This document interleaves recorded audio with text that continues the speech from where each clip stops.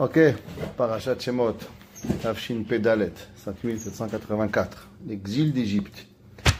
C'est pas rien, c'est une mitzvah importante de se rappeler. 2 fois par jour, on a une mitzvah de se rappeler de Yetziat Mitzrayim. Ani Hashem Elokechem, Asher Hotzeticha Me'eretz Mitzrayim. Chaque fois que vous faites Kiddush, Zecher Yetziat Mitzrayim, tous les Shabbats. Tous les Shabbats, vous faites votre Kiddush, les femmes et les hommes sont égales et égaux, hommes et femmes, dans la mitzvah de Kiddush, Zecher Yetziat Mitzrayim. Des dizaines de mitzvot dans la Torah, elles sont reliées à Yetziat Mitzrayim. Je vais prendre juste Pesach, Agadat Pesach, Arba Kosot, Achilat Matzah, Achilat Maror. Tout ça, Zecher Yetziat Mitzrayim. Tefilin pour les hommes, Zecher Yetziat Mitzrayim. Tzitzit, Zecher Yetziat Mitzrayim. Et j'en passe encore le nombre de mitzvot qu'il y a dans Zecher Yetziat Mitzrayim. La Torah a dit à propos d'avoir des poids égaux. Ça veut dire des poids égaux. Il y a une mitzvah de faire attention que quand on vend quelque chose, que nos poids, que notre balance, elle est égale. Chas Shalom, on vole pas aux gens. Il y a des gens, Dieu préserve, vous allez là-bas, ils vous vendent 1 kilo, ils vous vendent 900 grammes. Je connaissais un monsieur, pas un ami, c'est pas mon ami, Dieu préserve. J'ai pas d'amis comme ça, moi. Mais il avait un monsieur, il avait ici une petite bague. Et dès qu'il trouvait une clé, il mettait, toute la journée, il avait sur son petit doigt un rond avec des centaines de clés. Toutes les clés qu'il trouvait, il mettait. J'ai jamais compris pourquoi il avait ça. Et toujours, il tourne avec ses clés. Et un jour, des années plus tard, il a fermé son magasin, il a fait faillite parce que ça porte pas chance, ce genre de choses. J'ai dit, mais pourquoi celui-là, il avait toujours une clé? Mais t'as rien compris. Chaque fois qu'il arrivait, il avait une boucherie. Dès que quelqu'un il commandait 1 kilo de viande, il prenait 1 kilo, et sur la balance, il laissait les clés. Et il dit, 1,50 kg, ça vous va? Mais en vérité, il n'y avait que 800 grammes, parce qu'il y avait 300, 400 grammes de clés. Et c'est comme ça qu'il faisait. Et à chacun, comme ça, 300 grammes, 400 grammes, 300 grammes, 300 grammes, tous les jours, 20 fois par jour, ici au Canada, ici à Côte-Saint-Luc. Et à la fin, il volait tout le monde, comme un voleur de grand chemin. Ok? Parce qu'il n'a pas porté chance, croyez-moi. Pourquoi? Les voleurs, ça c'est un sourd. La Torah a dit, Hin Tzedek, Efat Tzedek. Un homme, il doit être juste. Tu vends 1 kilo, c'est 1 kilo. 1 litre, c'est 1 litre. La Torah dit quoi? Zecher Yetziat Mitzrayim. Rappelle-toi de Yetziat Mitzrayim. La Torah, combien de choses la Torah, elle rappelle à propos de la sortie d'Égypte. Tous les matins, on dit Kiryat Yamsouf pour nous rappeler Yetziat Mitzrayim. Qu'est-ce que c'est cette Yetziat Mitzrayim?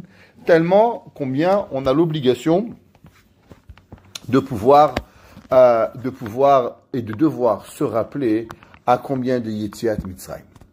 D'abord, j'aimerais commencer avec un Dvar Torah qui a été dit au nom de Madame Weiss. Intéressant. Pas d'un homme. D'habitude, je dis un Dvar Torah d'homme. Là, je vais vous dire un Dvar Torah d'une femme. Qui est cette Madame Weiss?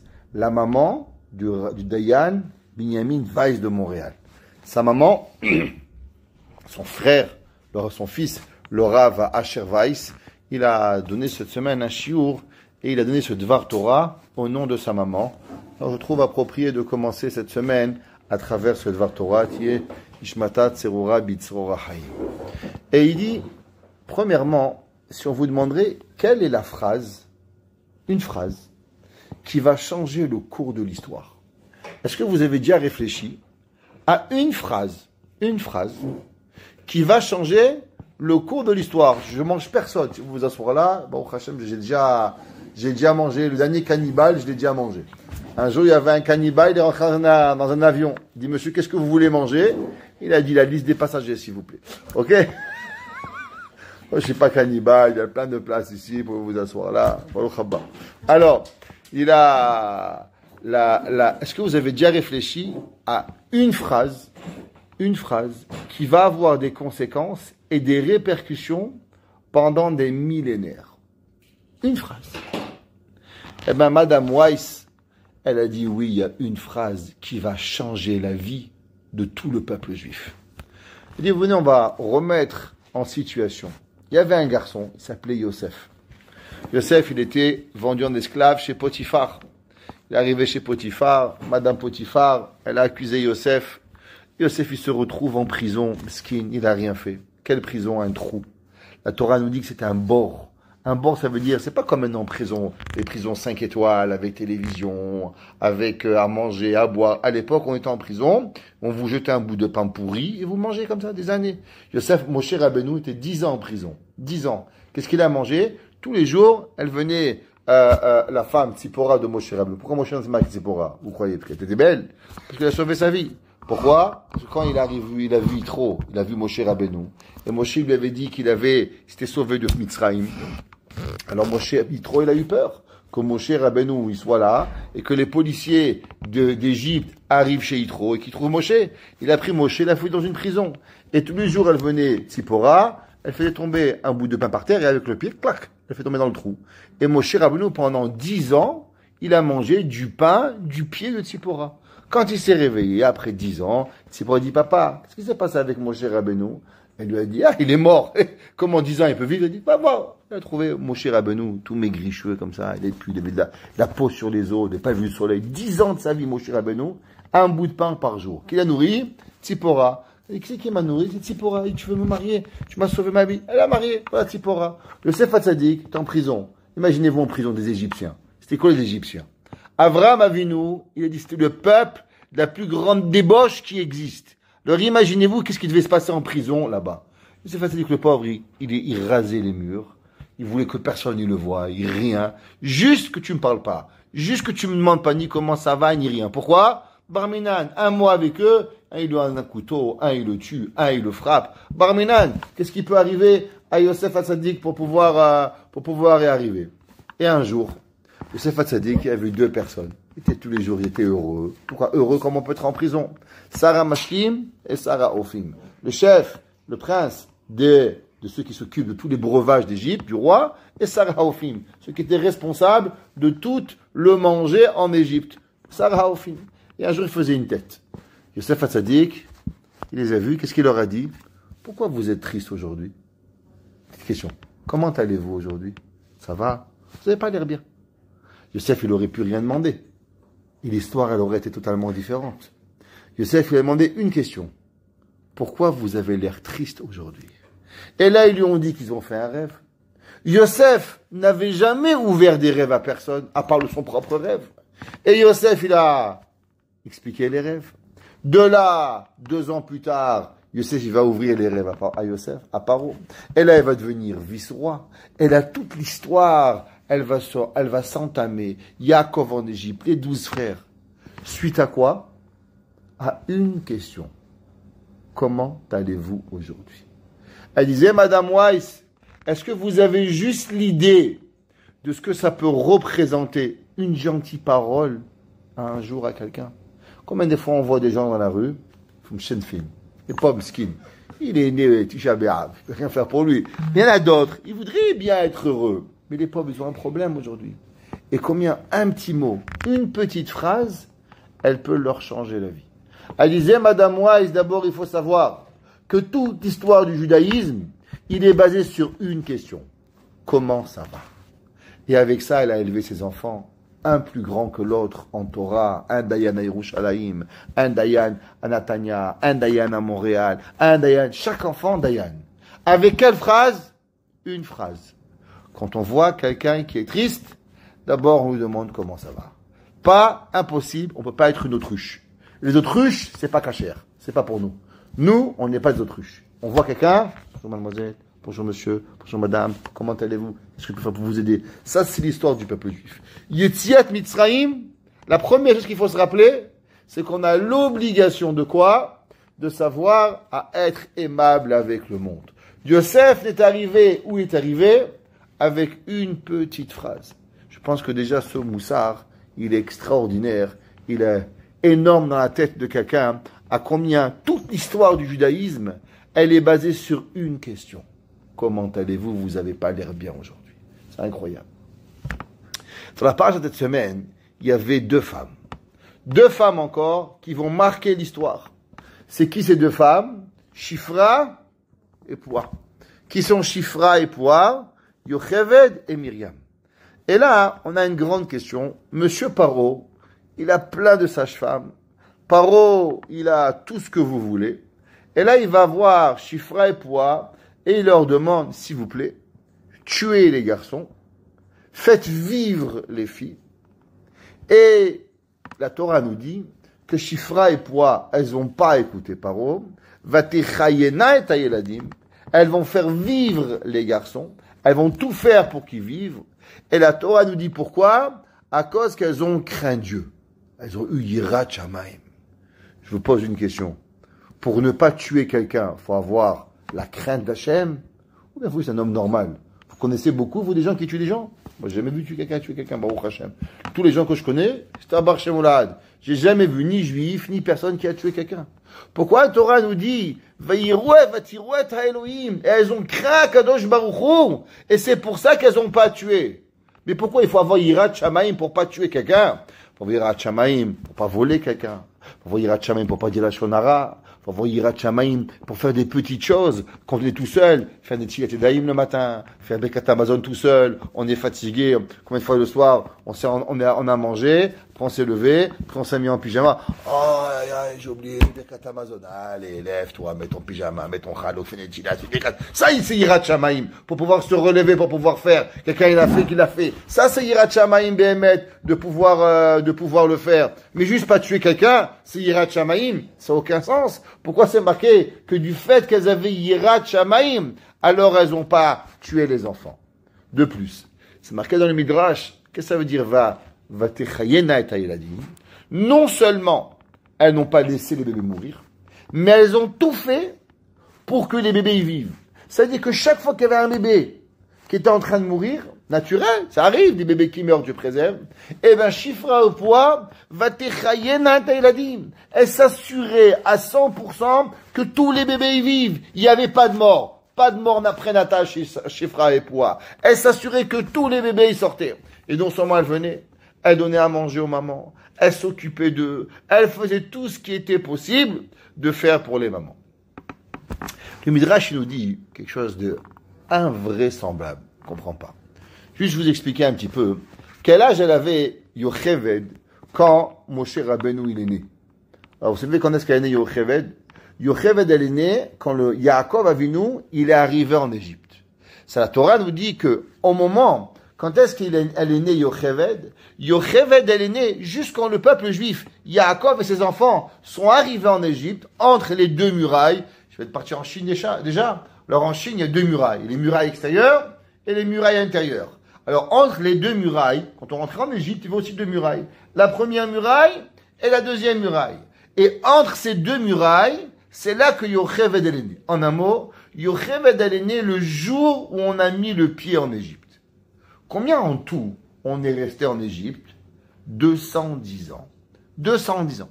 Donc ça veut dire que Yocheved est né jour numéro 1. Quel âge il avait Moshe Rabbeinu quand il est sorti d'Égypte? La Torah nous dit 80 ans. Donc ça veut dire que s'il avait 80 ans, à quel âge elle avait Madame Yocheved quand Moshe Rabbeinu il est né? 130 ans.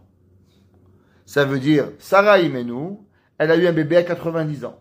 La Torah, elle en fait une grande histoire. Ah, il y avait une madame, elle avait 90 ans, elle a eu un grand bébé. C'est rien. Yocheved, 130 ans, quand elle a eu Moshe Rabbeinu. Dit le Midrash, pourquoi on n'en parle pas? Elle dit, parce qu'en Égypte, c'est normal. Toutes les femmes, 100 ans, 120 ans, 130 ans. Là-bas, 6 bébés à la fois, pendant des années, il n'y avait pas de problème. C'était même pas un miracle. Quand les gens, ils ont vu Yocheved avoir un bébé, 130 ans, normal. La Torah, elle en parle même pas parce que c'était même pas un miracle. Quand Sarah Imenu, elle a eu un bébé à 90 ans. Waouh! Qui c'est qui peut avoir un bébé à 90 ans? C'est impossible de pouvoir avoir un bébé à 90 ans. Ouais? Qui c'est qui a un autre bébé à 90 ans? Qui c'est que vous savez qui a un autre bébé à 90 ans? La mère du Baal Shem Tov. Le Baal Shem Tov, il est né quand sa mère, elle avait 90 ans. Et son père, il avait 100 ans. Et le Baal Shem Tov, son papa, Rabbeinu Simcha, il va mourir quand il avait 8 ans, à l'âge de 108 ans. Je vais vous raconter l'histoire, pourquoi il est tellement tard. Mais le reste, c'est que la maman du Baal Shem Tov aussi, elle a eu son fils. C'est pas une histoire, ça. La réalité, ça. C'est pas un midrash, on raconte une histoire réelle. Ouais, 90 ans, elle avait la maman du Baal Shem Tov quand il est né. Le Midrash nous dit qu'avant que Paro, il va demander à Yocheved, à Shifra et Poua, Yocheved et Poua, et Myriam, de tuer les bébés. Qu'est-ce qu'il va devoir dire? Il va demander à Madame Yocheved, Madame Yocheved, tu veux faire un petit avéra avec moi? Et à tous les mefarchim, ils disent, je comprends pas. Paro, t'as toutes les femmes du monde, les grandes, les maigres, les petites, les grosses. Qu'est-ce que tu prends une mémé de 130 ans? T'es un malade mental. Faut t'interner psychiatriquement. C'est quoi la raison? Ça, on dit que, comment elle s'appelle? Esther, elle était très très belle. Oh, on peut comprendre. C'est pas marqué que Yocheved était belle. C'est pas écrit. Elle était une esclave. Elle travaillait.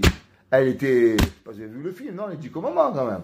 Ouais, vous savez, il y avait un jour un rabbin, il est rentré dans une classe, il lui dit, qui c'est qui a vu le film Le Prince d'Égypte? Un enfant a levé la main. Il dit, monsieur le rabbin, ça c'est pas le vrai. Moi j'ai vu le vrai film, les 10 commandements. Ok. Alors ni l'un ni l'autre, c'est vrai. Ok.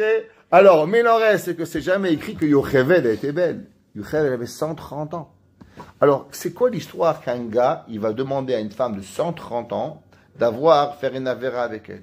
Le Midrash, il dit, ok, ça va marcher avec Yocheved. Il a demandé à Myriam, 5 ans. C'est fada, complètement. Faut l'envoyer chez les fous, celui-là. Demande les Mefarshim, mais qu'est-ce qu'il veut, monsieur Paro, d'un coup, avant de leur demander de tuer des milliers de bébés?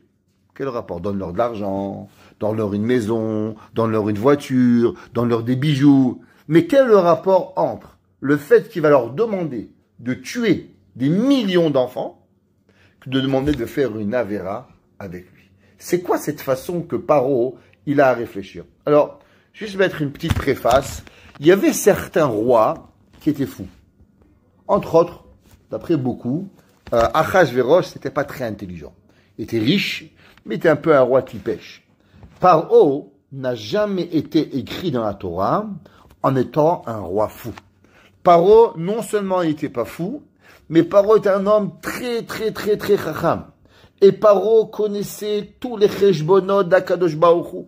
Paro, il savait exactement le comment du pourquoi. Et les Mefarshim disent, si vous voulez savoir quel était le Yetzer Hara, Paro, il était le summum du Yetzer Hara. Il y a des livres complets qui veulent comprendre chaque mot de Paro, parce que derrière chaque mot de Paro, il y a une raison philosophique et Yetzer Hara pour comprendre quel était le Yetzer Hara et le Yetzer Tov de la génération. Donc ça veut dire que derrière Paro, il y a toute une philosophie qu'il faut comprendre. En aucun cas, Paro était un homme qui allait avec ses envies. Paro était pas un homme juste qui mange, qui boit et qui dort. Paro était un philosophe, pas une poule qui les fait des œufs. Ok? Alors, il était Paro, il était un roi chacham. Et si Paro, il demande quelque chose, c'est qu'il y a une raison derrière. Et il faut comprendre la raison de Paro. Pourquoi Yocheved et Myriam, elles vont tout faire pour sauver les bébés? Ok, un bébé il meurt. Pourquoi Yocheved et Myriam vont mettre leur vie en danger, qu'elles vont venir donner à manger aux mamans? Qui leur a demandé? La Torah elle nous interdit.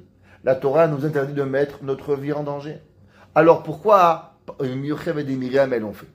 De plus, quelle est la raison pourquoi Paro, il a demandé aux sages-femmes juives?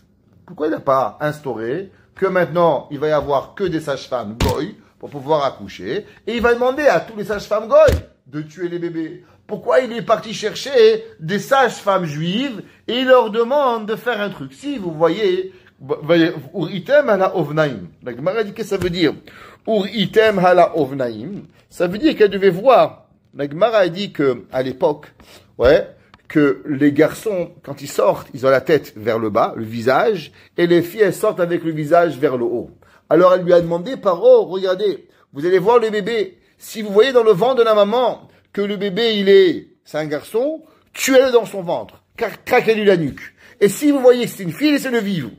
Mais je comprends pas. Ça, tu demandes ça à des femmes juives, des pauvres qui ont des mamans, qui ont des bébés. Demande ça à des sauvages. Demande ça à des femmes qui n'ont pas de rahmanout. Pourquoi tu viens demander à des femmes juives qui sont connues pour être rahmanim, baishanim, gomle chassadim? C'est ça qui en est. Qu'est-ce qu'on a fait en Égypte? On a nourri toute l'Égypte. On a rendu Paro milliardaire. Ça, Yosef Hatzadik. Même quand ils sont venus, les frères de Yosef, il les a nommés chefs des armées. Il leur a dit, va s'occuper. Parce que les Béné Israël, c'est des grands constructeurs. Ils ont construit Python et Ramsès. Ils sont venus, ils ont fait. Alors, qu'est-ce que Paro, il pense pour une seconde qu'il va prendre deux femmes, la femme du plus grand rabbin, parce que Amram était le plus grand rabbin, et il va demander à la femme du grand rabbin de tuer tous les bébés. Même Hitler, il n'a pas fait ça. C'est incompréhensible. Qu'est-ce que Paro, il a dans sa tête de pouvoir arriver à cela et pouvoir faire cela. Alors d'abord, il faut savoir qu'il y a une grande question. Quelle est la raison pourquoi le peuple juif s'est multiplié tellement vite en Égypte? D'abord, combien il y avait de juifs en Égypte? Le calcul le plus petit qu'on va trouver, le calcul le plus petit, le Gaon de Vilna, il dit 30 millions. Comment on arrive à 30 millions? Il dit le Gaon de Vilna, il y avait 600 000 hommes. Il y avait chacun de 20 ans à 50 ans. Il y avait une femme. Donc chacun, au moins une femme. Fait deux même. Mais si on va prendre une, chacun il a une femme, ça vous donne combien? Ça vous donne déjà 1,2 million. Maintenant, chacun il a un père et une mère. Donc vous rajoutez encore 1,2 million. Ça fait combien? 1,2 million et 1,2 million. Ça vous donne combien déjà? 2,4 millions de chaque côté. Plus 1,2 million, 3,6 millions. Rajoutez minimum 2 enfants, ça vous fait encore 1,2 million. Le Gaon de Vilna dit minimum 6 millions de juifs. Et ça on sait, c'était un matin Torah. Il a marqué le passage qui dit Chamushim yatsu mi Mitzrayim, 1/5. Donc ça veut dire, si on va d'après le plus petit calcul du Midrash, qu'on est sorti 6 millions et on était 1/5, ça veut dire 6 millions sur 1/5, ça vous donne combien? 30 millions. Si on dit qu'on était 1/50, ça vous donne combien? Et si on dit que c'était 1/500, on parle de centaines de millions. En combien d'années? 210 ans. Quelle est la raison pourquoi Kadosh Baruch Hu, il a donné tellement d'enfants en Égypte? En vérité, l'Égypte, qu'est-ce qui se passait avec les bébés? Soyons honnêtes. Paro, il prenait tous les jours des bébés, 300 bébés, il leur coupait la tête. Et il les mettait dans son bain, il prenait le sang, il se lavait. 300 bébés tous les jours. Barminan, un malade mental. C'était horrible. On va se poser une question. Tout mina shamaim. Akadosh Baruch Hu, pourquoi tu fais des bébés? Tu fais des brachot pour qu'on tue les bébés. Tu fais pas des bébés. C'est mieux. Pourquoi il manquait des bébés? Qu'est-ce qu'il faisait? Il prenait Paro, il manquait des briques, il prenait des bébés, emplâtrés, il les mettait en Égypte dans les pyramides. Barminan, terrible. Pourquoi Kadosh Baruch Hu, il avait besoin de faire tellement d'enfants et que tellement d'enfants, ils mouraient? Pourquoi on a eu besoin d'avoir tellement? Allons voir. Akadosh Baruch Hu, il ne sait pas la fin de l'histoire. Akadosh Baruch Hu, il ne sait pas que les gens, ils vont malheureusement douter d'Akadosh Baruch Hu. Alors Akadosh Baruch Hu, il avait qu'à faire un bébé par famille. On va bien l'éduquer. On va lui apprendre Shema Israël, Hashem Lokenu, Hashem Echad. Qu'est-ce qu'ils avaient? Ils avaient 6 bébés à la fois. Donc ça fait que chaque famille avait au moins 12 bébés. Combien d'enfants il y en avait? Barminan. Combien d'enfants ils sont morts? Combien d'enfants ils sont morts en Égypte? On a laissé 24 millions de juifs. Barminan. Quelle est la raison pourquoi on devait avoir tellement d'enfants? On va réfléchir un petit peu. Est-ce que dans la Torah, il y a marqué un autre midrash qu'à part en Égypte, on a eu des 6 bébés à la fois? C'est pas écrit. Ni c'est marqué qu'on a le premier Beth Amikdash, ni le deuxième Beth Amikdash, ni en Galout Yavan, ni en Galout Paras. Jamais plus dans l'histoire, il y a eu ce miracle. Ni un midrash, ni une Gemara. Ça ne s'est jamais plus répété dans l'histoire juive qu'il y a eu des mamans qui ont eu 6 bébés à la fois. Jamais. Alors pourquoi? La seule fois où on a des bébés, eh bien c'est la seule fois, qu'est-ce qui se passe? Où on doit tuer tous nos bébés. C'est incompréhensible. Il n'y a aucun sens à ce que Akadosh Baruch Hu il fait un miracle. De plus, Akadosh Baruch Hu, il ne fait pas un miracle pour un miracle. Si vous prenez un peu la Haggadah, vous voyez combien de miracles Akadosh Baruch Hu il faisait à ses bébés. La Gemara, le Midrash, il raconte que qu'est-ce qu'ils faisaient les parents?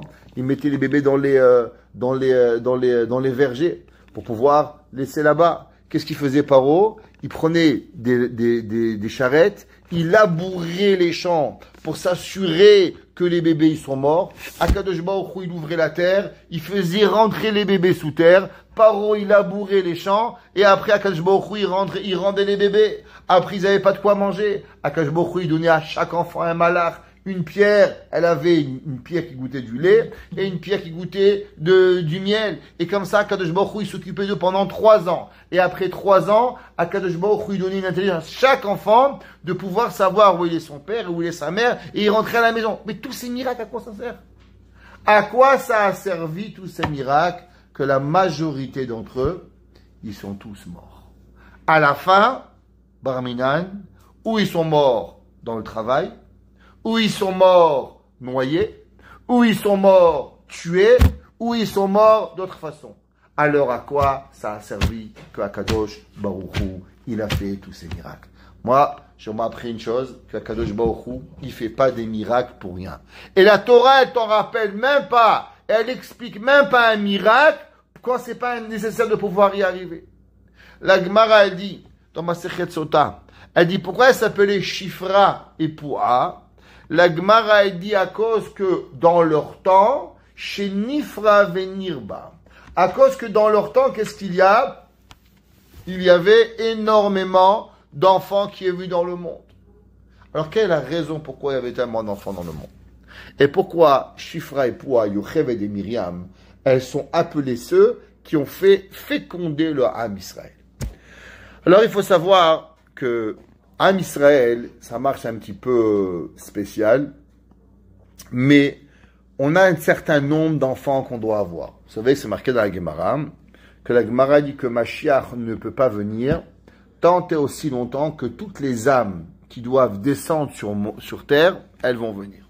Ça veut dire, c'est vrai, j'ai pas l'habitude de parler de ces choses-là, il y a des jeunes filles ici, mais c'est vrai qu'il y a aujourd'hui, il y a des pilules contraceptives, ouais, et tout le monde y va en prendre, mais il faut savoir que d'après la Torah, c'est pas si pachout. Et la Gemara, elle dit que tant et aussi longtemps que toutes les âmes, elles sont pas descendues sur terre, Mashiach, il vient pas. Une des choses qui empêche Mashiach de venir, c'est que on a 3 chiens et un chat, on n'a pas d'enfant. La Torah demande, mitzvah piga verivia. T'as des chats, t'as des chiens, t'as des canards, si tu veux. Tu peux avoir des oiseaux, si tu en veux, c'est pas grave. Mais, une des mitzvahs de la Torah, hommes et femmes, il faut avoir des enfants. Et c'est une mitzvah de la Torah pour les femmes, une mitzvah des rabbanan, une mitzvah des nevi'im. Chacun, on va pas rentrer ici. Mais une chose qui est sûre, c'est qu'on a à voir avec des mitzvahs. C'est marqué dans le Midrash, que Shifra et Poua, les femmes, elles disaient, moi, je préfère des enfants. À quoi ça sert d'avoir des enfants s'ils vont mourir? Ils voulaient plus avoir d'enfants. Qui c'est qui va pousser tout le monde à avoir des enfants? C'était Shifra et Poua.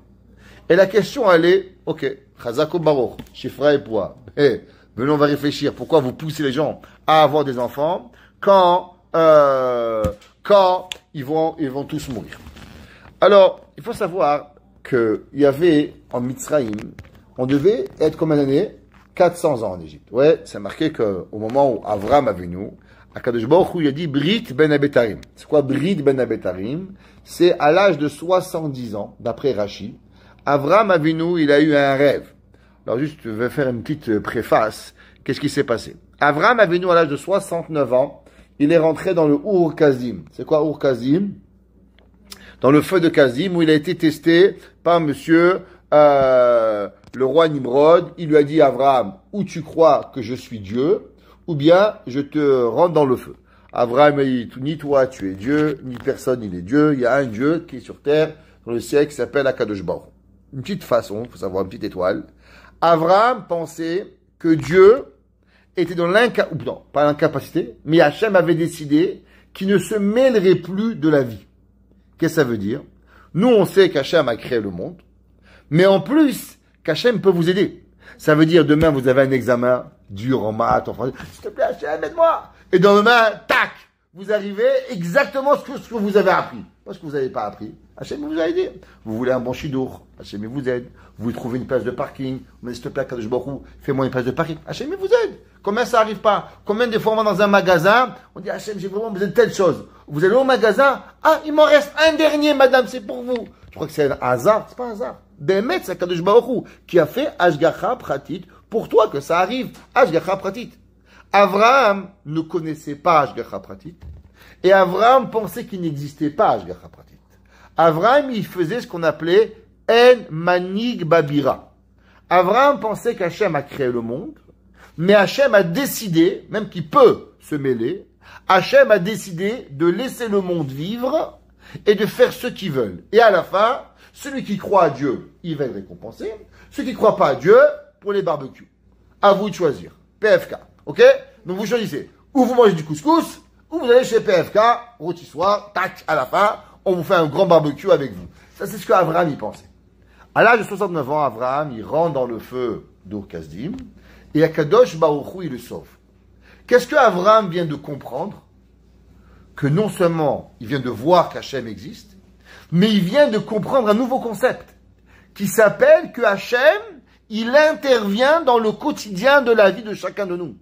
Avraham, depuis l'âge de 3 ans, jusqu'à l'âge de 69 ans, Avraham ne connaît pas ce concept. Il sert Hachem, il se lève tous les matins, il prie Hachem, Hachem tu es le meilleur, Hachem tu es grand. Mais Avraham ne connaît pas que Akadosh Baruch Hu, il peut intervenir dans la vie. À l'âge de 69 ans, Ur Kasdim, Hachem lui dit Avraham, tu t'es trompé. Tu n'as rien compris à la vie. Hachem, il intervient tous les jours. Et Avraham, il va partir en Eretz Israël, à l'âge de 69 ans, et il va arriver, il va avoir là-bas le premier névoie qui s'appelle Brit Ben Abetarim. L'alliance où Hachem va lui demander de séparer des animaux en deux. Et là, ils vont faire un pacte. Et que Akadosh Baruch Hu va lui promettre Eretz Israël, va lui promettre un peuple, va lui promettre d'être avec lui. Et Akadosh Baruch Hu va dire, voilà Avraham Avinu. Avraham va dire un mot à Dieu. Première fois qu'il entend Dieu. C'est la première fois qu'Hachem lui parle. La première fois qu'Akadosh Baruch Hu, il lui explique qu'il peut intervenir dans le monde. Et il lui dit, ok Dieu, Bame Eda qui Arishena. Comment je sais que tout ça va arriver? C'est une bombe atomique qui arrive à la tête d'Avraham. Avraham, il dit à Hachem, ok Hachem, c'est beau, mais explique-moi comment ça marche là. C'est trop d'informations pour moi. Et là, Hachem dit à Avraham, ah, tu doutes de moi? Pas de problème. 400 ans d'esclavage. Ok. Avraham, il accepte. Il part chercher son père à Haran. Il va revivre avec son père pendant 5 ans. Il va essayer de convaincre son père à faire tchouva. Il dit, papa, Dieu c'est autre chose. Avraham, Akadosh Baruch Hu, il intervient dans le monde. C'est pas seulement un Dieu dans le ciel. Il est là. Voilà ce qui s'est passé. Voilà ce qu'il m'a dit. Pendant 5 ans, il va essayer de convaincre son père. Et Monsieur Terrar comprend rien. Il continue à vendre ses idolâtries. Il veut rien écouter. Et à l'âge de 75 ans, nous avons Parashat Lech Lecha. Hachem dit à Avraham, Lech Lecha me'artzecha mi'betavecha mu'ratecha, et va-t'en de ton pays. Ok? Ça c'est, vous regarderez, c'est un peu différent ce qui est écrit dans la Torah, ce que je vais vous dire aujourd'hui. Mais si vous voulez, un jour, je vous explique pourquoi j'ai expliqué comme ça. Mais c'est différent de tout ce que vous avez appris jusqu'à présent. 2 voyages d'Avraham Avinu. Brit Ben Abetarim à 70 ans. Avraham Avinu, il revient à Haran. Il est à 75 ans et il arrive. Tout le monde pose la même question. Pourquoi c'est possible qu'Avraham, qui doute de Dieu, une petite question, qui demande, s'il te plaît Hachem, comment je sais que tout ça va arriver? Peut-être que je suis fou. Peut-être que je rêve, peut-être que ça n'a pas existé. Est-ce que c'est vrai toute cette histoire? Que je vois qu'Hachem il va me donner des enfants, je suis stérile, 70 ans, ma femme elle a 59 ans, on n'est plus rien, on est parti. Mais peut-être que je suis fou. Et là Dieu dit, ah tu doutes de moi, clac, 400 ans d'Égypte. Un peu très zen quand même. Qu'est-ce qui arrive? Maintenant, Akadosh Baruch Hu dit 400 ans d'Égypte. Après combien d'années on est sorti? 210 ans. Vous savez que tout le monde se pose la question, comment on est arrivé à 210 ans? Hachem, il a dit 400 ans. Hachem, il ment pas. Si Hachem ne ment pas, alors pourquoi Kadosh Baruch Hu, il nous a fait sortir à 210 ans? Le Harizal, ceux qui étaient à mes cours, ils le savent. Le Harizal, il demande une question. Vous savez, Kadosh Baruch Hu, il vient chez Moshe Rabbeinu. Moshe Rabbeinu, à l'âge de 20 ans, Akadosh Baruch Hu, Monsieur Paro, il veut couper la tête de Moshe Rabbeinu, parce que Moshe Rabbeinu avait frappé l'Égyptien. Alors, là, Paro, il condamne Moshe Rabbeinu à mort, il veut lui couper le cou. Le cou de Moshe Rabbeinu devient comme du marbre, et Moshe Rabbeinu se sauve de l'Égypte. Et là, Moshe Rabbeinu, il sait qu'Hachem est là, il comprend qu'Akadosh Baruch Hu, il intervient tous les jours, et Moshe Rabbeinu va devenir roi en Afrique pendant 40 ans. Après, il va aller 10 ans, il va être dans le puits chez Monsieur Yitro. Et après, il va être berger de Yitro de 70 ans à 80 ans. Et là, maintenant, il rencontre Akadosh Baruch Hu dans le Séné. Et là, Hachem lui dit, voilà, je suis ton Dieu, si elle a. Et monsieur Abraham, Moshe Rabbeinu, est-ce que tu voudrais pas aller sortir le peuple juif en Égypte? Et là, Moshe Rabbeinu lui demande une question. C'est quoi ton nom? Moi, c'est ton copain. C'est quoi ton nom? Je sais pas. Moi, d'abord, quelqu'un, il me parle, je dis, vous êtes qui exactement? D'abord, je lui demande la première chose, je lui demande, c'est quoi ton nom? Hachem, il lui dit, je suis Akadosh Baruch Hu, le Dieu de ton père, le Dieu d'Abraham, le Dieu de Yitzhak, le Dieu de Jacob. Il lui fait toute une Megillat Esther. Et après, il lui dit, voilà, j'ai une mission pour toi. Quoi ta mission? D'aller sortir les Ben Israël en Égypte. Et là, Moshe lui dit, ouais, mais c'est quoi ton nom? Pourquoi t'as la garderie? T'as 80 ans, Baba. 80 ans. Qu'est-ce que c'est 80 ans? C'est assez vieux, non? On n'est pas en train de se demander comment tu t'appelles. Pourquoi Moshe nous demande comment tu t'appelles? Le Harizal demande cette question. Le Harizal, il dit, il y a un secret très profond derrière cette question. Quel est le secret? Il dit à cause que, on sait que le nom de Dieu, normalement, comment il s'appelle en Akadosh Baruch Hu? Il s'appelle Havaya. Yud Ke Vav Ke. Quelle est la valeur numérique du Yud Ke Vav Ke? 26. Ah, je vous fais cadeau. Facile aujourd'hui. Maintenant, on sait combien il y avait de personnes qui étaient présentes à la vente de Yosef? Ils étaient 10. Alors il dit, Moshe Rabbeinu, la Torah, elle est quoi? La Torah, elle est généralement Mida Keneged Mida. Tu frôles avec ta main, eh ben on va te punir avec ta main. Tu frottes avec ton pied, on va te piller ton pied. Ouais, comme il a dit dans Camillo, les mains, oui, mais les pieds, non. Ok? Alors, trop jeune pour qu'on est dans Camillo. Alors, qu'est-ce qui arrive? Alors, il arrive et il dit, Hachem, si on a fauté et on a profané dans Akadosh Baruch Hu, Hachem c'est Yud Ke Vav Ke, 26. Alors, combien on doit être minimum en Égypte? Le temps minimum qu'on doit être, c'est combien? 260 ans. Pourquoi? 10 personnes qui ont profané dans Akadosh Baruch Hu de 26. 10 fois 26 est égal 260. Il demande Moshe Rabbeinu à Akadosh Baruch Hu, Mashemecha, c'est quoi ton nom? Comment tu veux venir libérer le peuple juif? Mais on n'est pas arrivé. Parce que dans Akadosh Baruch Hu, c'est Havaya. Et puisque tu m'as dit Ani Hashem, je suis Hashem. Donc en me disant Ani Hashem, ça veut dire que le minimum pour pouvoir rester en Égypte doit être combien? 260. Alors comment maintenant tu veux qu'on soit libéré? Ça veut dire que sûrement il y a un autre nom derrière. Ça veut dire que c'est vrai que tu t'es présenté à moi au nom de Shem Havaya, Yud Ke Vav Ke, mais il en reste c'est que les Béné Israël, quand ils ont vendu Yosef, ils ont dû profaner un autre nom. Alors je veux comprendre c'est quoi cet autre nom, pour comprendre le nombre d'années qu'on doit rester en Égypte. Qu'est-ce que dit Kadosh Baruch Hu? Tu as raison, Eheye. C'est quoi la valeur numérique de Eheye? 21. 21 fois 10, 210. Il dit le Harizal, voilà toute la question qu'il y avait quand Moshe Rabbeinu a demandé à Kadosh Baruch Hu. Mashemecha, c'est quoi ton nom? Paro lui-même, Paro il dit je comprends pas. Qu'est-ce qui arrive? Hachem il n'est pas menteur. Akadosh Baruch Hu il a donné qu'il doit y avoir 400 ans en Égypte. S'il y a 400 ans en Égypte, alors comment c'est possible que maintenant on va sortir après 210 ans? La réponse à cette question, en vérité, elle est basée sur deux réponses. C'est quoi les deux réponses que tout le monde connaît? C'est que Paro il a fait deux erreurs. Un, c'est qu'il a fait travailler les gens le jour et la nuit. Donc, comme on travaillait le jour et la nuit, donc on a travaillé double shift. Donc, normalement, on aurait dû travailler tous les jours pendant 400 ans. Du fait qu'il a fait travailler le jour et la nuit, alors on a doublé le travail. Exemple, quelqu'un a travaillé 100 heures. Alors, il a le choix. Ou bien il travaille 20 heures par jour pendant 5 jours. Et s'il travaille 25 heures, 24 heures par jour, alors il va aller plus vite au travail. Alors, du fait qu'on a, Paro, il a fait travailler beaucoup plus dur et beaucoup plus nombre d'heures, alors les années, elles ont diminué. Deuxième explication, c'est que Paro, du fait que les Béné Israël, ils se multipliaient beaucoup plus vite, alors automatiquement, on aurait dû d'abord être un peuple peut-être de 3 millions de personnes. Comme on était 30 millions de personnes, et alors automatiquement le nombre d'heures de travailleurs, ils ont augmenté. Donc puisqu'ils ont augmenté, alors automatiquement, on a eu plus d'heures de travail qui est arrivé à la fin. Donc on a construit. Une des raisons pourquoi on a été puni à construire les villes de Pitom et Ramsès. Je n'ai jamais posé la question pourquoi on a construit ces villes Pitom et Ramsès. C'est marqué dans le Midrash qu'au moment où Yehuda il s'est fâché avec Yosef, qu'est-ce qu'il a fait? C'est marqué qu'au moment où Yehuda il est arrivé devant Yosef, que Yosef il lui avait dit qu'il voulait garder Binyamin comme esclave. Alors c'est marqué que Yehuda il a rugi.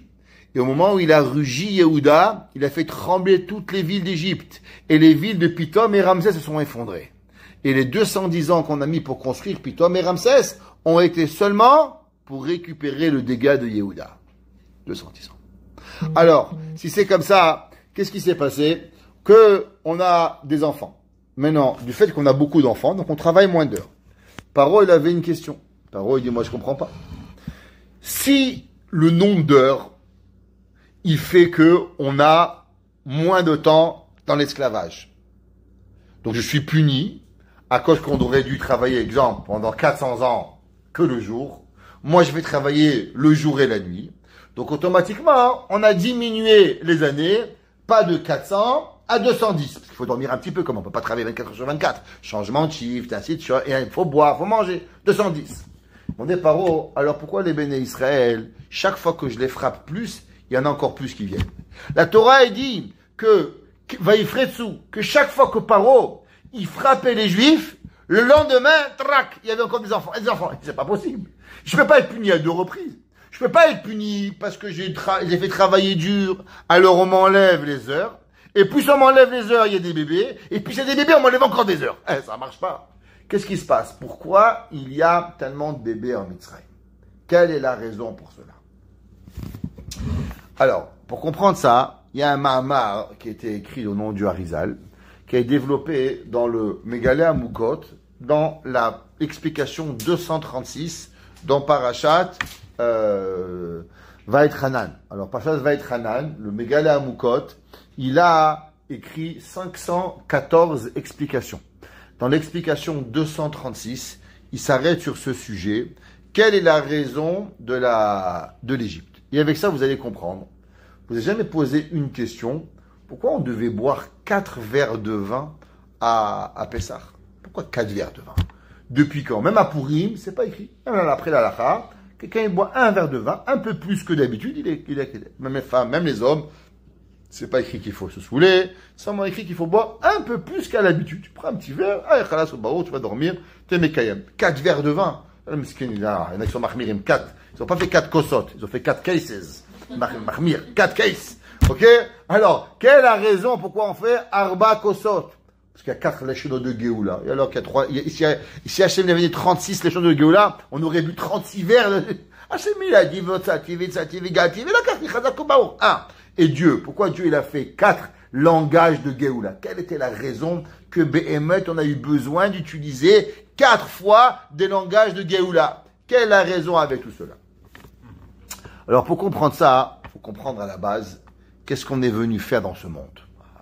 Toujours, on revient à la caisse départ. Passez par la caisse départ et prenez 200 francs. Ok, comme le Monopoly. Alors, qu'est-ce qu'on est venu faire? On a un monde qui s'appelle le Olam HaTikun. Qu'est-ce que ça veut dire Olam HaTikun? Le monde de la réparation.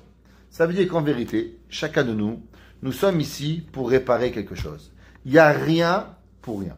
Tout dans ce bas monde est venu pour réparer quelque chose. Avant qu'on va expliquer qu'est-ce qu'il va dire ici, j'aimerais vous raconter une histoire. Une histoire que vous avez peut-être écoutée de moi, mais l'histoire, elle est vraie. Cette histoire, elle m'a été racontée par un monsieur qui s'appelle monsieur Reuven Mandelkorn. C'est un monsieur qui achète plutôt, qui va dans le monde, achète des fourrures. Il est un des plus grands vendeurs grossistes de fourrures mondial, en Chine, au Canada. C'est lui, il achète énormément de fourrures et il les revend dans le monde.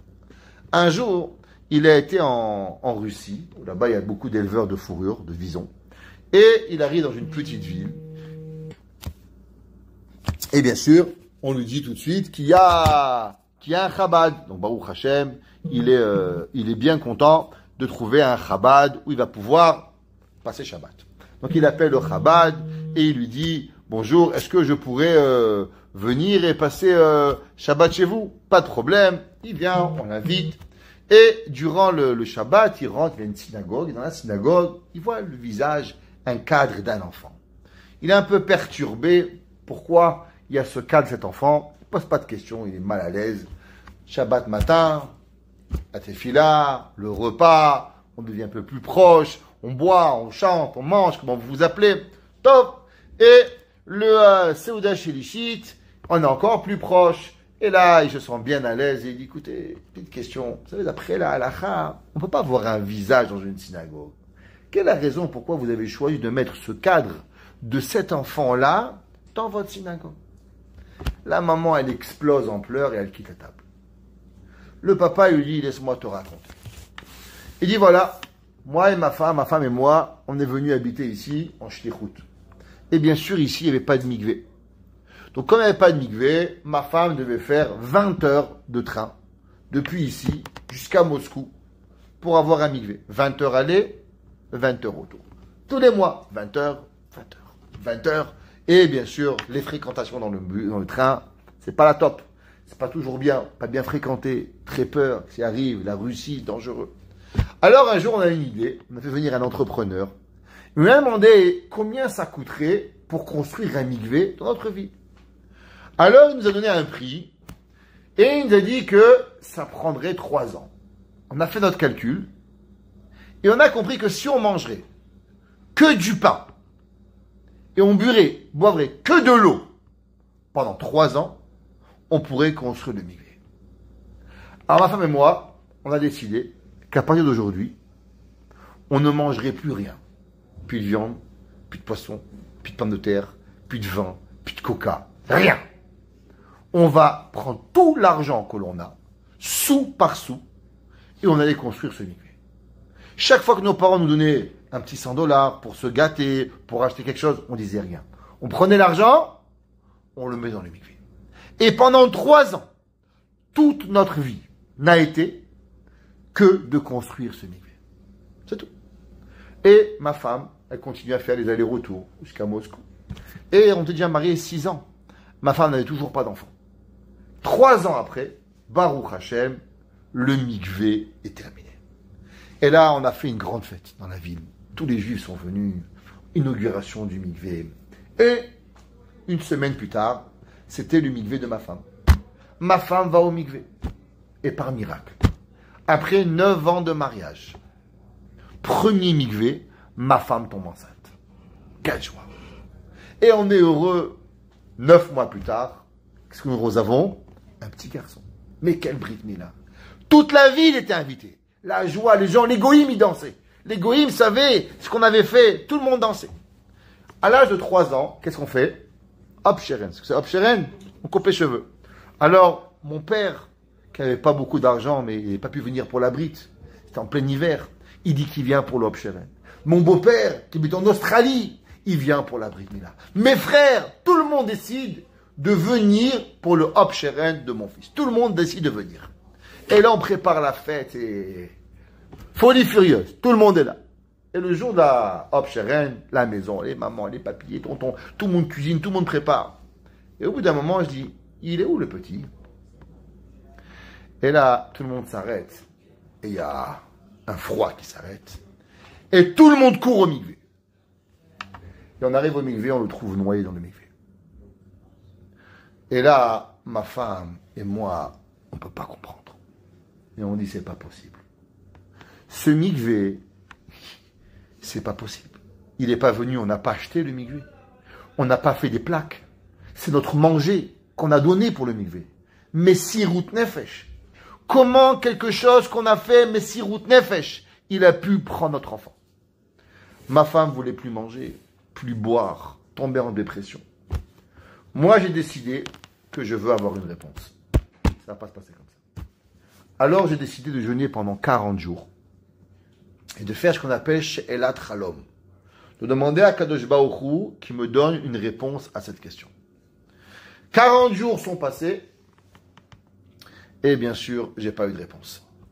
Et j'ai dit, tu crois que le bon Dieu va m'avoir sur ce coup-là? Pas m'avoir, tu vois qu'à t'avoir. J'ai rejeûné une deuxième fois 40 jours. 80 jours sans manger. Bien sûr, j'ai mangé le soir. 80 jours. J'ai jeûné. Au bout de la deuxième fois, j'ai vu mon fils dans mon rêve. Et il m'a dit, papa, sois pas triste.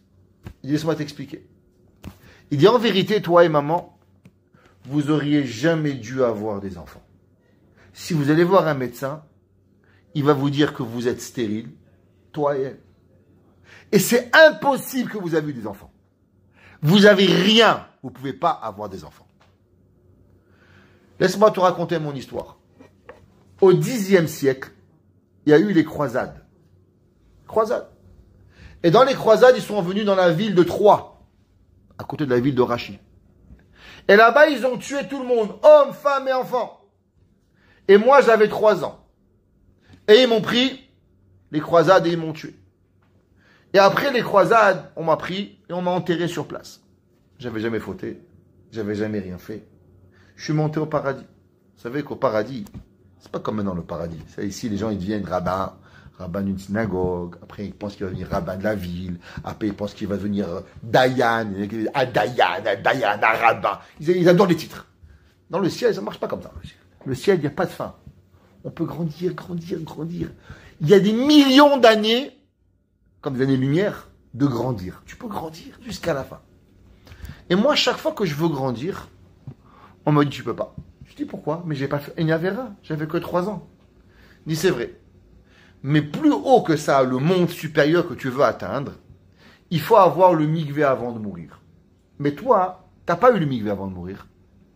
Alors tu peux pas grandir. Je dis, mais c'est pas de ma faute. Moi, on m'a tué. Qu'est-ce que tu veux que je fasse? Et on dit, la seule façon, c'est que tu reviennes sur terre et que tu repasses un Gilgoul et que tu vas dans un mikvé. Mais là, je me suis dit, mais quel mikvé? Alors on me dit, voilà, tu choisiras. Tu as le temps.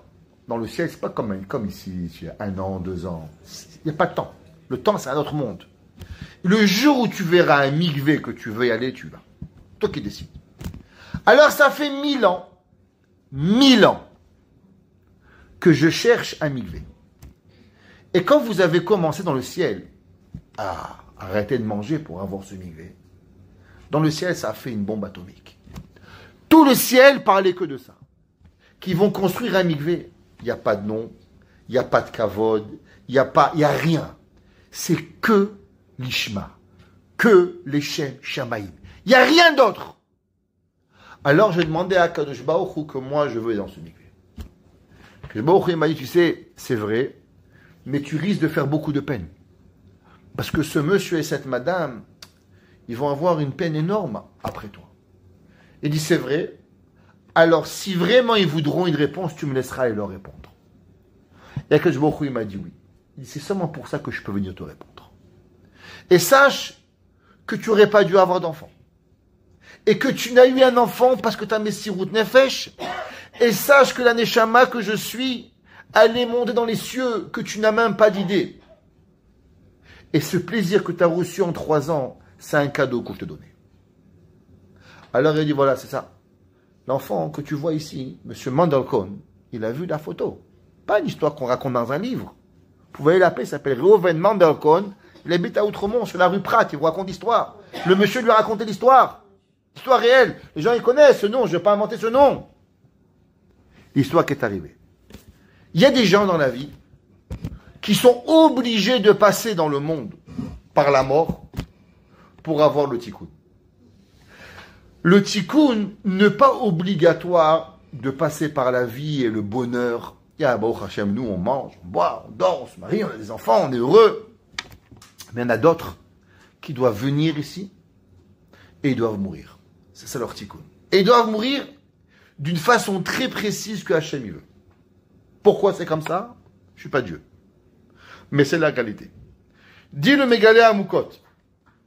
Adam Arishon, quand il s'est séparé de sa femme, malheureusement, il s'est séparé de sa femme pendant 130 ans. Et durant ces 130 ans de séparation, malheureusement, beaucoup de mauvaises pensées. Et il a eu beaucoup d'âmes qui sont sorties de lui, et que ces âmes-là, elles ont poursuivi l'humanité. Et Akadosh Baruch Hu, avant d'amener Matan Torah, avant qu'on amène la Torah, on ne peut pas apporter l'ultime réparation de la Torah en laissant ces millions d'âmes errer dans le monde.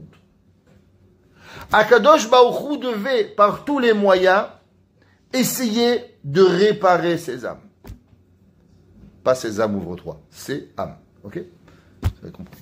Alors, qu'est-ce qui arrive? Pourquoi vous avez posé la question, pourquoi Akadosh Baruch Hu a attendu 2448 ans pour donner la Torah? Pourquoi Hachem n'a pas la Torah beaucoup plus tôt? Parce que durant ces 2448 ans, Akadosh Baruch Hu va essayer de réparer toutes ces âmes. La première fois que ces âmes vont arriver, ça va être au temps de Dor Enosh. C'est quoi Dor Enosh? Dor Enosh était avant le Maboul. Il y a eu un tiers de la population qui est morte. Comment? Tsunami géant. Un tiers de la population a été raflée. Hachem a fait revenir ces âmes. Et à la place de servir Hachem, qu'est-ce qu'elles ont fait? Elles ont fait Avodah Zara. Elles sont mortes. Hachem les a ramenées une deuxième fois. Quand? Au dehors du Maboul. À la place de réparer leur faute, qu'est-ce qu'elles vont faire? Barminam, Sdom Amora. Ils vont détruire le monde. Je me dis, ok, une troisième fois. Combien de chances on a pour réparer nos fautes? Combien de chances vous avez? 4 fois. Comme nos 4 âmes. On a 5 âmes, mais on peut réparer seulement 4. Nefesh, Ruach, Neshama, Chaya. Yechida, elle se salit jamais. 4 âmes, 4 Gilgulim, 4 chances vous avez. Hachem va les ramener une troisième fois. Dor Hapalaga, la tour de Babel, vont pas réussir. Elles vont revenir une quatrième fois. C'est quoi la quatrième fois? Dans Sodom va Amora. Dans Sodom va Amora, Hachem va les ramener. Et qu'est-ce qu'elles vont faire? Encore une fois, la destruction du monde. Là, Kadosh Baruch Hu n'avait plus de choix que de les amener. Mais quand ils vont revenir, qu'est-ce qu'ils vont devoir faire? Elles vont juste devoir revenir pour mourir. C'est pour ça que comment on a été puni en Égypte? La Gemara a dit qu'un homme qui tue, comment il est chayav? Chayav mita, chenek, ok? Comment on a tué les bébés? Dans l'eau, par rapport à Maboul. Quelles a été les punitions qu'on a eues dans l'Égypte avec Chomer ou Lvinim? C'est quoi Chomer ou Bilvinim? Chomer ou Bilvinim, ce sont les murailles, les pierres et le ciment. Quand est-ce qu'on a utilisé aussi des pierres et du ciment? Dans Dor Hapalaga, la tour de Babel. Nous dit le Mégalé Amoukot, les 4 âmes qui sont revenues vont revenir seulement pour pouvoir nous arranger. Et si vous voulez savoir d'où on sait cela, il dit, ben c'est un pasouk. Le pasouk, il dit, Hamotzi etrem misivlot mitachat sivlot. Hamotzi etrem mitachat sivlot. He, Hamotzi, he. Aleph, etrem, Aleph, mitachat. Même, sivlot, samer. C'est quoi ces 4 rachetevot? Aleph, Enosh. Même, Maboul, samer, Sedom, et Afalaga. Les 4. Pourquoi il y a 4 verres de vin à Pessah? Parce qu'il y a eu 4 Géoulot. Pourquoi 4 Géoulot? Par rapport aux 4 générations qu'on a été sauvés durant la période de quoi? Durant la période qu'on était en Mitzrayim. Galut Mitzrayim n'était pas seulement un endroit où on a été sauvé de l'Égypte. Ça a été la machine à laver de 2448 ans d'histoire. Et Akadosh Baruch Hu, il a réparé les milliers d'âmes qui ont été perdues et pour pouvoir y arriver. Mais pour pouvoir réparer ces âmes, qu'est-ce qu'il fallait? Il fallait une seule chose, la sainteté. C'est pour ça que je vous ai jamais posé une question. Qu'était l'Égypte? On a dit au début du cours que durant l'Égypte, c'était tellement pourri l'Égypte, que Avram Avinu n'a pas pu rester un jour en Égypte. Le lendemain, Paro a dit, bon, Avram, dis dégage. Dégage, je ne veux pas te voir. Il dit pourquoi? Il dit parce que notre peuple, il est un peuple malésima. Il est rempli de quoi? De toutes les abominations du monde. Je ne peux pas rester ici. On va être 30 millions de juifs en Égypte. Combien de juifs ont fait l'adultère et combien de juifs vont tromper leur mari ou leur femme ou faire de la prostitution en Égypte? 0. Il y a eu une histoire, une pauvre femme, elle pensait que c'est son mari, que l'Égyptien, il a trompé, et le lendemain, le mari, il a frappé l'Égyptien, et Moshe Rabbeinu a tué l'Égyptien. Ok? Une fois. 30 millions, 210 ans, une fois. Pas possible. Comment c'est possible? Dit le Be'er Ma'im Chaim. Vous savez qu'Akadosh Baruch Hu fait rien pour rien. Pourquoi Kadosh Baruch Hu, il a fait que Avram et Sarah viennent en Égypte et que Sarah Imenu, elle soit demandée à Paro pour que Paro, qu'elle devienne impératrice d'Égypte? Qu'est-ce que Paro a demandé à Sarah? Je vais dormir avec moi. Vous voyez que Sarah, c'était quoi? Sarah, c'était la plus belle femme du monde. Paro, pour que Sarah Imenu, elle accepte, il lui a donné devenir l'impératrice du monde, reine d'Égypte. Il dit, prends tout. Je te donne tout, ma femme. Prends, rien que tu viens avec moi. Rien que tu viens ma femme. Sarah Emmanuel a dit, Abraham, un berger, mendiant mieux que toi. Toi, je veux rien savoir de toi. Qu'est-ce qu'elle a fait, Sarah Emmanuel? Elle a inculqué et elle a planté en Égypte la force à toutes les femmes de ne jamais fauter. Yosef Hatzadik tout seul, sans son père, sans sa mère, qu'est-ce qu'il a? Madame Potiphar, plus belle femme d'Égypte, qui veut le séduire. Mais Yosef, il ne cède pas. Qu'est-ce qu'il fait, Yosef? Yosef, il va enraciner l'Égypte avec un pouvoir. Quel est le pouvoir? Le pouvoir de la Kedusha. Et pourquoi on a eu besoin de passer par ces deux nisyonotes?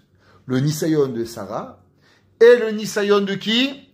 Le Nisayon de Yosef. Parce que quelle a été la faute qu'on est venu réparer en Égypte? Eh bien, pas seulement la faute qu'Abraham a mis au Nibaméda, mais on est venu réparer les 4 générations. Dor Enosh, Dor Amaboul, Dor Apalaga et Dor Sedom. Quel est le point commun qu'il y avait dans ces 4 générations? 2 choses. Croyance en Dieu et les mœurs. Qu'est-ce qu'elle va faire? Il va venir Paro. Paro, il sait que d'où ça vient, la force de la sainteté de la maison, ça vient de chez les femmes. Pourquoi? Paro, il dit, tu sais, une femme veut se marier. Alors qu'est-ce qu'on va faire? On va tuer tous les garçons et on va laisser vivre les femmes. Comme ça, quand les femmes vont vouloir se marier, elles vont plus avoir d'enfants, plus avoir de mari. Qu'est-ce qu'elles vont faire? Elles vont aller chercher des Égyptiens. Et quand on va amener le peuple juif à fauter d'adultère, alors de nouveau, on enlèvera la possibilité de réparer les 4 générations, qui sont Dor Apalaga, Dor Amaboul, Dor Enosh et Dor Sedom. Qu'est-ce que la parole il leur demande à Myriam, à Yocheved? Il dit, vous voulez pas dormir avec moi? Qu'est-ce que ça veut dire? Parole des fous. Parole il leur dit, mais venez, pourquoi vous vous cassez la tête? Vous prenez sur vous quelque chose de tellement lourd. Venez, faites une avéra avec moi, entre guillemets. Et avec cela, on enlèvera la possibilité de quoi? De tuer tous ces bébés. Parce que pourquoi tous ces bébés ils viennent? Pour naître et mourir. Pourquoi pour naître et mourir? Pour avoir le tikkun de Adam Arishon. Mais si vous fautez, donc automatiquement l'histoire s'arrête. Et si l'histoire s'arrête, donc on arrête de tuer tous les bébés, donc ça ne sert plus à rien. Donc on pouvait sauver des millions d'enfants à pas mourir. Dit le pasuk, Vatirena et Elokim. Elle dit Yocheved et Myriam, c'est des bonnes histoires tout ça. Mais après tout, c'est pas à nous à décider. Tu sais qui c'est qui a décidé, qui c'est qui vit et qui c'est qui meurt? C'est qui a écrit l'histoire? C'est pas toi, et c'est pas moi. C'est pas Paro, c'est pas Moshe. C'est pas Aaron, c'est pas Moshe. C'est Boré Olam qui écrit l'histoire. Et si Akadosh Baruch Hu nous a amenés ici pour créer et recréer l'histoire et arranger les Arba Galouyot, alors Béhémet, on va avoir des enfants. Et ils vont mourir. Et on n'aura pas de problème avec ça. Tu sais pourquoi? Parce que notre but, il n'est pas notre problème de rentrer dans les problèmes de Dieu. Vatirena et Elohim. Et elles vont avoir la crainte d'Akadosh Baruch Hu pour pouvoir y arriver.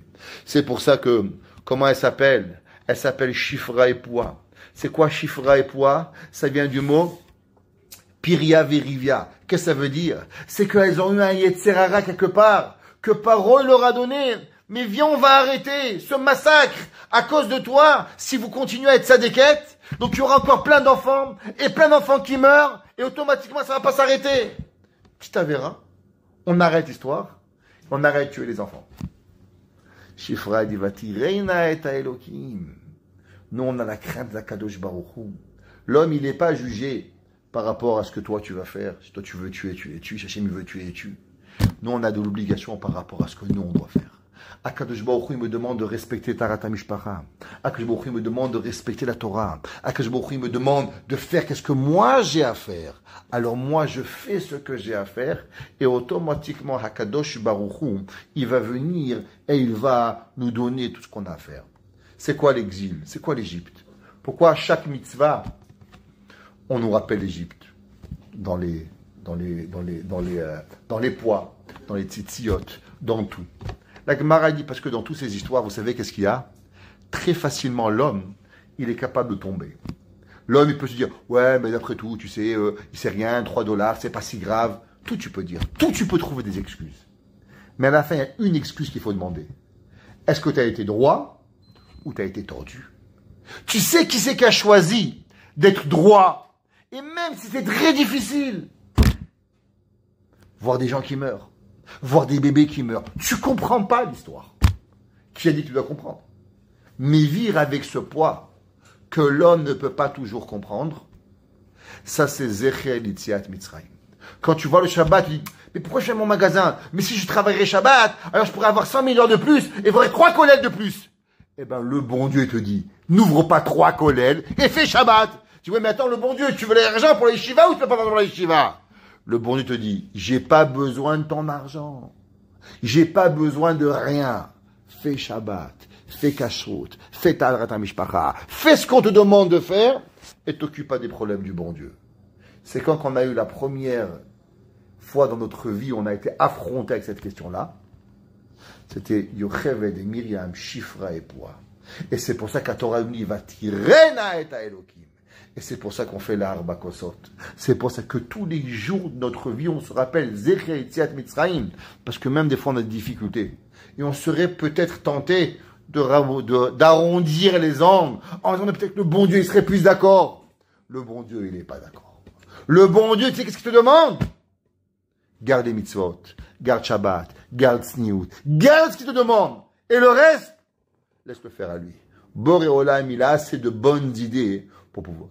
Il fasse qu'on n'a pas besoin d'avoir des morts, qu'on n'a pas besoin d'avoir que de la vie, que de la santé, du shefa. Et ensemble, on reçoit Mashiach Tzidkenu, qui mera Biamenu. Amen.